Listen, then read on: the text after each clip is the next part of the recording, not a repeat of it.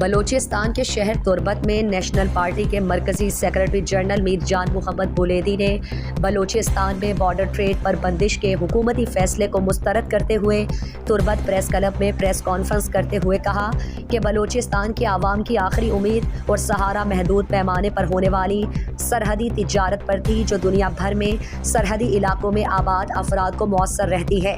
لیکن افسوس کے ساتھ کہنا پڑتا ہے کہ ریاست پاکستان نے ایران اور افغانستان کے مشترکہ سرحدوں کے اس کاروبار کو بند کرنے کا فیصلہ کیا ہے، جو کسی صورت بھی قابل قبول نہیں ہے۔ اس سے بلوچستان کے سرحدی علاقوں میں آباد لاکھوں افراد بری طرح متاثر ہو رہے ہیں۔ وفاقی حکومت اور وفاقی ادارے جس کاروبار کو اسمگلنگ کا نام دے کر بند کرنا چاہتے ہیں، وہ ہمارے لوگوں کا جائز کاروبار ہے۔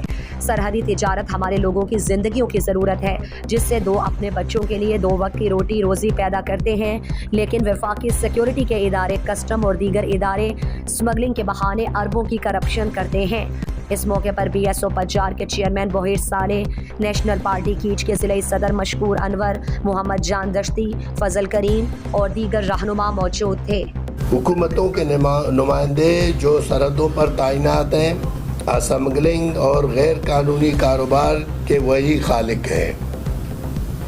اپنے گراؤنے کاروبار کو پردہ ڈالنے کے لیے مقامی لوگوں کے محدود پیمانے پر ہونے والے سرحدی تجارت پر قدغن لگانے اور اپنے ناجائز سرگرمیوں پر پردہ ڈالنے کے لیے مقامی افراد کے کاروبار کو متاثر کرنے کے در پہ ہیں۔ مقامی لوگوں کے محدود پیمانے پر ہونے والے کاروبار سے ریاست اور اس کی معیشت ہرگز متاثر نہیں ہو رہی ہے۔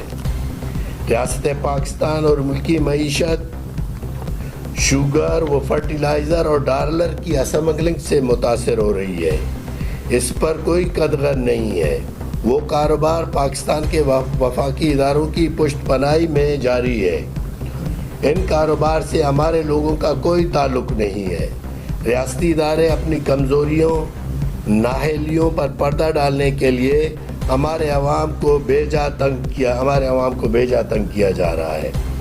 تیل اور کھانے پینے کی اشیاء پر پابندی عائد کر دی گئی ہے۔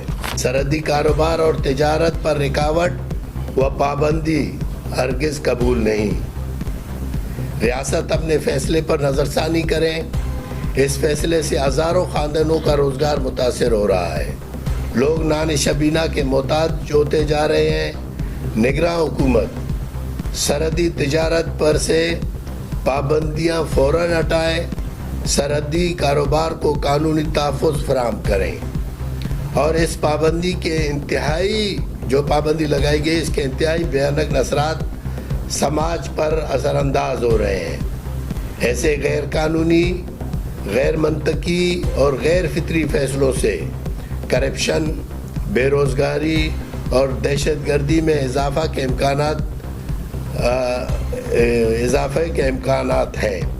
نیشنل پارٹی سرحدی تجارت پر پابندی کے فیصلے کے خلاف بھرپور احتجاجی تحریک چلائے گا۔ مزید دلچسپ معلومات اور خبروں سے آگاہ ہونے کے لیے Gedrosia point Facebook page, Instagram, Twitter کو فالو اور یوٹیوب چینل کو سبسکرائب کریں۔ بیل آئیکن بٹن دبانا نہ بھولیں۔